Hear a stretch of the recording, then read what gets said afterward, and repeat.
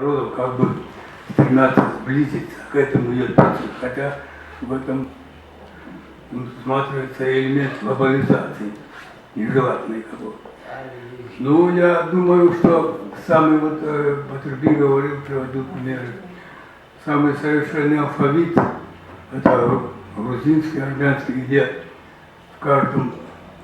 для каждого звука языка есть знак.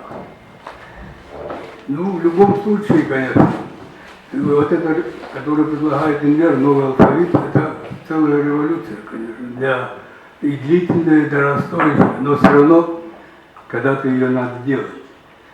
Я думаю, что вот я показывал тоже пример, не знаю, как у них состояние современного алфавита, но они к русскому алфавиту добавили какие-то знаки несуществующих звуков вот в русском языке, то ли от тамагайси, то ли от иероглифа, в общем, довольно сложное. Ну, есть возможность у нас тоже такую операцию сделать, то есть основу оставить русскую, какие-то элементы, которые кабардинцы допустили, сделали целым алфавитом, но в то же время доставить возможность для фонетического богатства от их языка. И вот в грузинском языке, например, звук «дж», «джора», «джвари» в них, это крест. И это всем сразу понятно. И этот звук понятен, и этот знак понятен. Он традиционный, древний. Или там все. Это рабы, там из них составлен какой-то знак, это несложно. То есть у нас есть возможность вот такую операцию сделать, но все равно это, я думаю, что дело очень длительного времени, и любое изменение по сравнению с современным существующим алфавитом у нас, адыгейским, длительная операция и дорогостоящая. Поэтому не знаю, состоится она или нет. Но в любом случае, вот у нас есть возможность несколько знаков, которые предлагает Инвер, заменить. Все равно замена есть замена.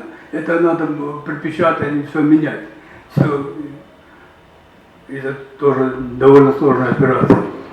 И я думаю, что кабардинцы, я слышал неоднократно, они и наши кабардинцы, и наши кабардинцы не считают, хотя у нас диалектные различия якобы в языке, но они не считают, что это какое-то основополагающее единство. Они говорят, разные культуры. Вот я был свидетелем в Нальчике на одной конференции, посвященной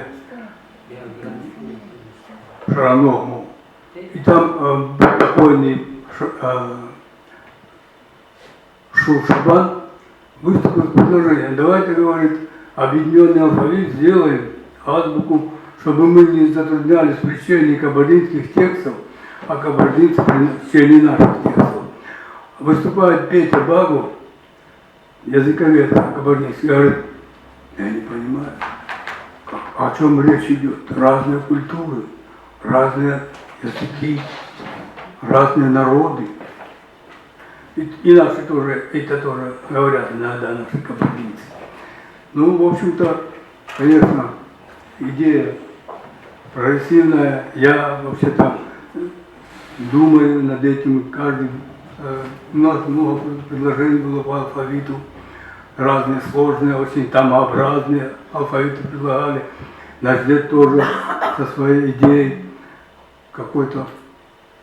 В общем, эта идея витает в воздухе, все время она у нас на слуху. Поэтому, естественно, речь злободневная об этом. И я одобряю ваше старание, Инвер. Но не знаю, что из этого получится. Это надо продумывать, по-моему, в смысле фонетического разнообразия и богатства при чтении вот этих замененных букв, знаков. Математика уходит эта фонетика и сглаживается это разнообразие. Я думаю, что кабардинский диалект не под влиянием русского языка, русской культуры сложился, он более древний. Поэтому у них есть основания говорить, что это другой язык и другая культура. в отличие от нашего. Там надо, видимо, хату рассматривать древние языки, хатские и хетские, вот к какому ближе кабардинцы, к какому ближе наши языки. А у нас, если заглядывать в генезис алфавита, вообще звуков и знаков, то надо заглядывать, конечно, в хетскую иероглифику и сирийско-несторианский, который был у нас в раннем Средневековье. Какие знаки? Я знаю, что, пользуясь сирийско-несторианской графикой, наши предки в раннем Средневековье добавляли знаки из иероглифов или из томов, там, где это преобразованные, реформированные иероглифы. Поэтому все эти моменты, я думаю, надо учитывать. Спасибо.